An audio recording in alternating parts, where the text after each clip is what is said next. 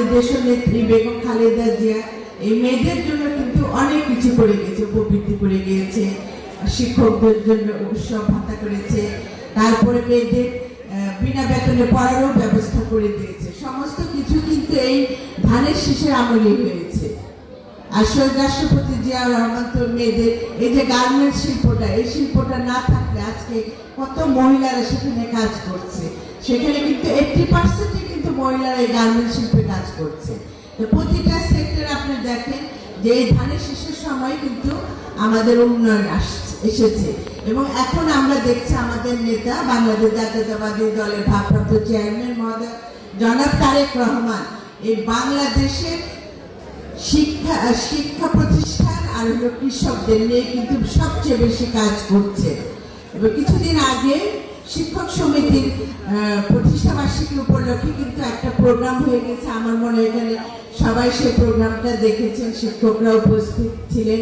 সেখানে ওনারও কিন্তু একটাই উদ্দেশ্য, বাংলাদেশের শিক্ষাকে একটা সুন্দর পর্যায়ে নিয়ে যেতে হবে, যেটা বিগত ফ্যাসিস্ট সরকার ধ্বংস করে দিয়েছে। শিক্ষার কোনো পরিবেশই রাখে নাই, বই পুস্তকে সব মিথ্যা ইতিহাস দিয়ে ভরে রেখেছিল।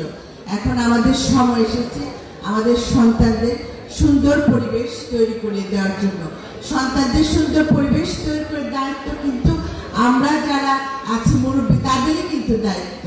আমরা যারা শিক্ষা প্রতিষ্ঠানে জড়িত আছি তাদের দায়িত্ব, অভিভাবক সম্মানিত অভিভাবক বৃন্দ যারা আছেন তাদের দায়িত্ব, এবং স্থানীয় মুরব্বীগণ যারা আছে তাদের দায়িত্ব এই শিক্ষা প্রতিষ্ঠানে সুন্দর পরিবেশ গড়ে তোলার জন্য।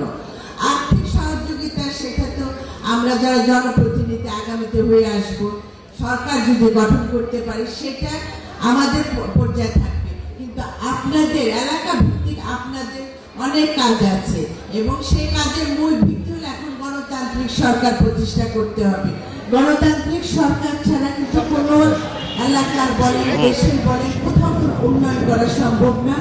আপনারা এটা সবাই বুঝেন, কারণ আপনারা এখানে যারা আছেন সবাই বিবেকবান শিক্ষিত মানুষ, সমাজের উচ্চ পর্যায়ের মানুষ।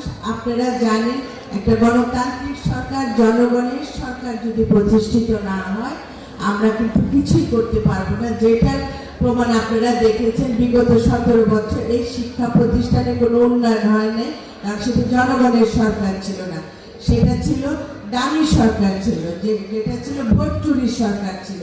সেই জন্য কোথাও কোনো উন্নয়ন হয়নি।